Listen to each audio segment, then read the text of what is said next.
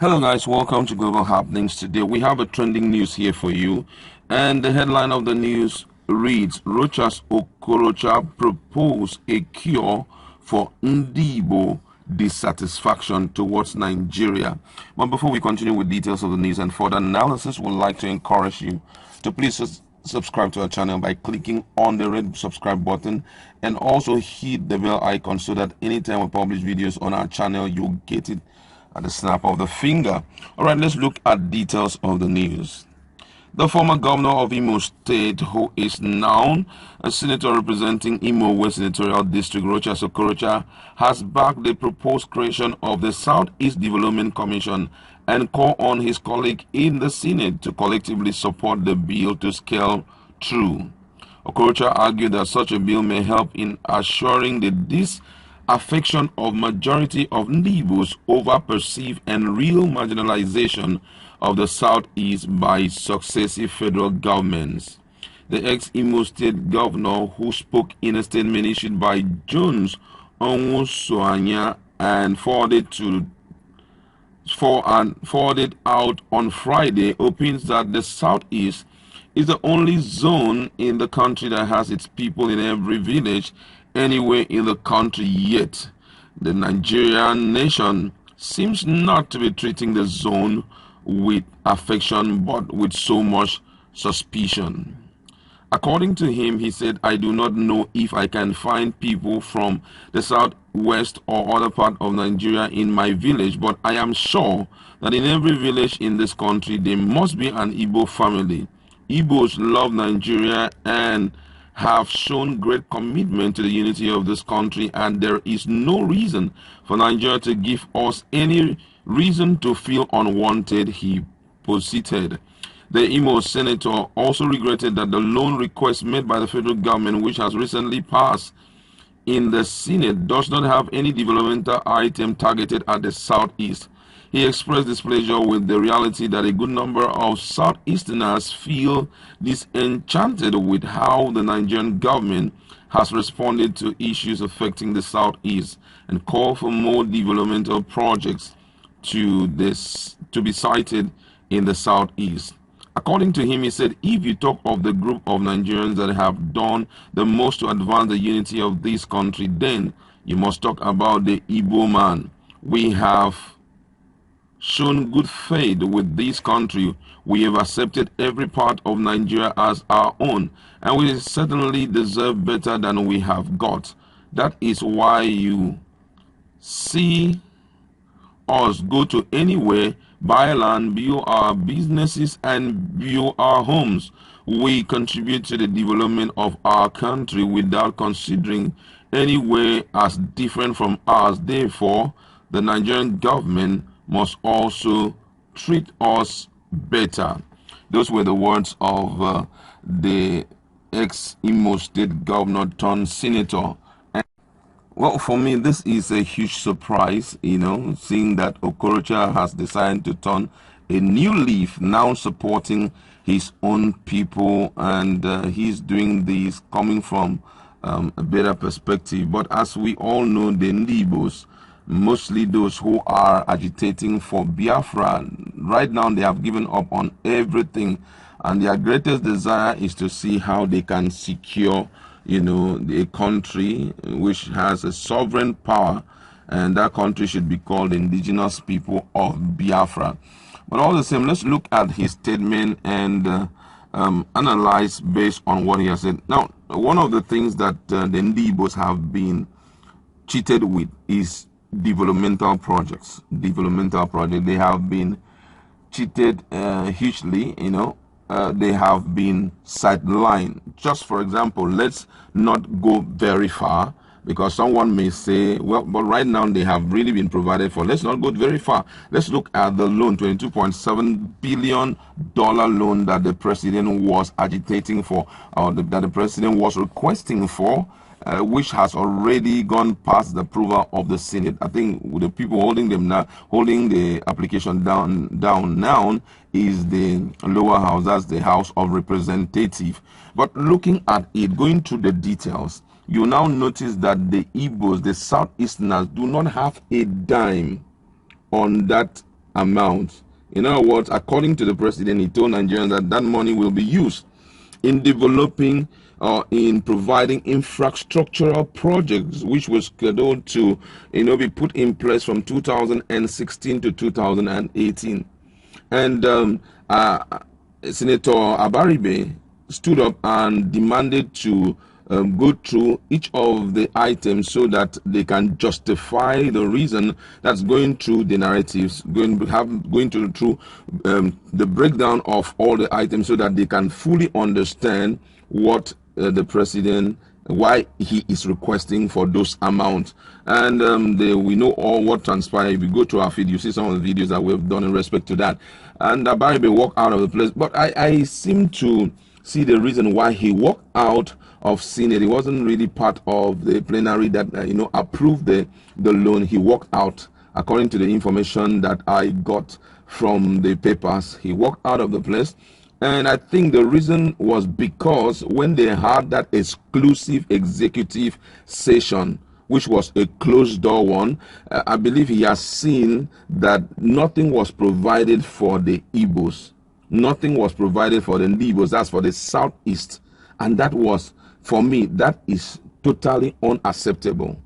We've been talking about marginalization, and most leaders in Nigeria, both past and present leaders, have been saying that the Igbos have not been marginalized, that they have been given adequate support, they have been given ample opportunity to function in this government.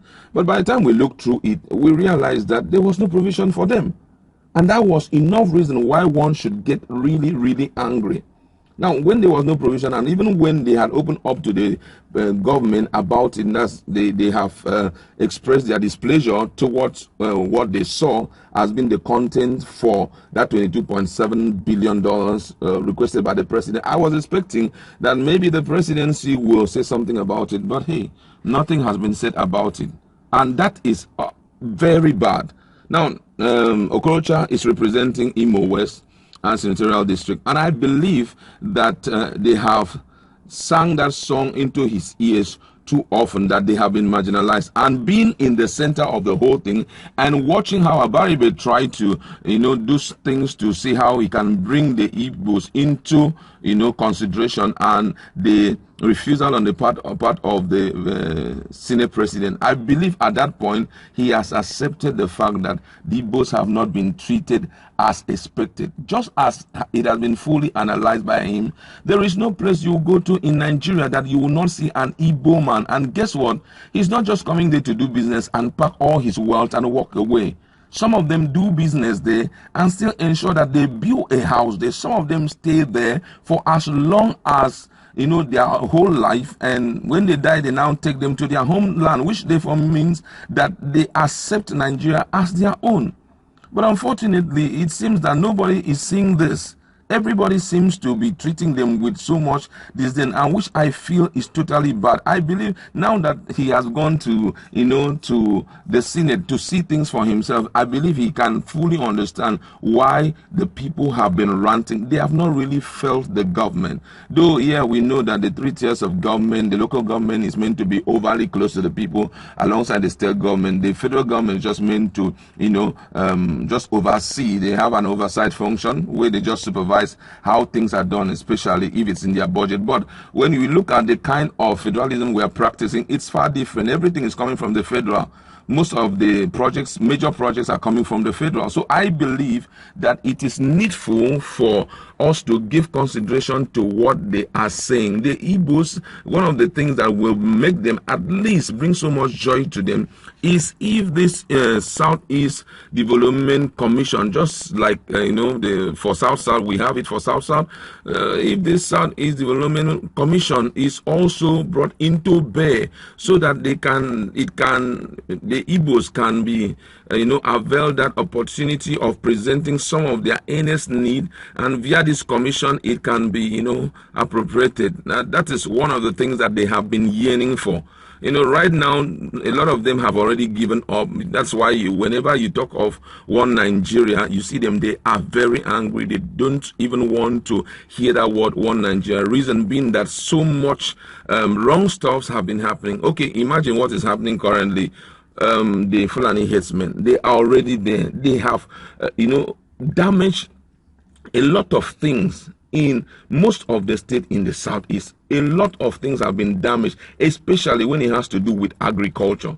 Most of them are involved in commercial farming, and what they do is to enter into the farm, allow their cows to eat up the crop, and if you say peep, they will now use their gun on you and all of that. I believe that if truly these guys are not marginalized, the federal government should give a warning to the Fulani herdsmen whom they have refused, a set of people whom they have refused to proscribe, though the activity clearly shows they are nothing other than a terrorist group, but they have refused to proscribe them. But I feel that the federal government should warn and also put laws on ground which will touch every facet of the country, so that at one point the people will understand that they are being valued, and the government of the day is fully seeking for their well-being. Okorocha has cried out. I think, for me, I support totally that they should give them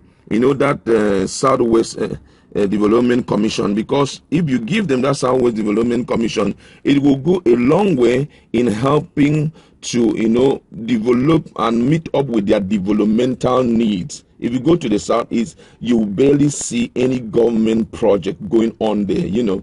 Whatever that is going on is carried out by the state government. We want to see a situation whereby schools will be built by this development commission. We will see wherever there had been maybe communal clashes where there have been destruction of things. I mean, there should be restructuring going on there. Things should be fixed, so that at least they will know that they are part and parcel of Nigeria.